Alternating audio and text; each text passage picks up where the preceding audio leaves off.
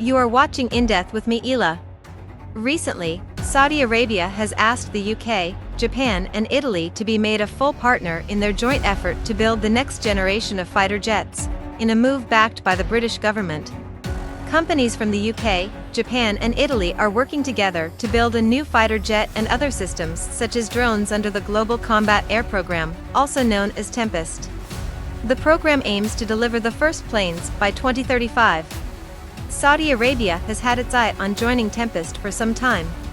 It signed a memorandum of understanding with the UK in March saying that the countries would carry out a partnering feasibility study to look at a future combat air partnership and closer industrial collaboration. Last year, the United Kingdom, Japan and Italy had announced that they are teaming up to build a 6th-generation fighter jet, designed to rival or eclipse the best warplanes now employed by the likes of China and Russia, and possibly even the United States, the main ally of the trio.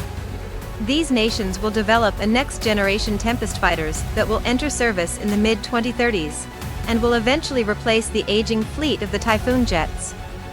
When it eventually takes to the skies, the Tempest will likely be routinely flanked by uncrewed combat drones, described as adjuncts by the Tempest Consortium. It could also be flown without a pilot's input if required and could be able to fire hypersonic missiles. This 6th-generation warplane will incorporate artificial intelligence, machine learning, and autonomous systems to allow it to act as a flying command and control center. In addition, Tempest will have enough surplus electrical power for future hypersonic missiles and laser weapons, and drone swarm control systems. This next-generation aircraft is slated to have complete oversight across the battlespace with secure and seamless communication via a connected network across air, sea, land, and space. Such advances will require entirely new systems of monitoring and control to be built from scratch. The project will also see BAE Systems and Leonardo cooperate with Japan's Mitsubishi.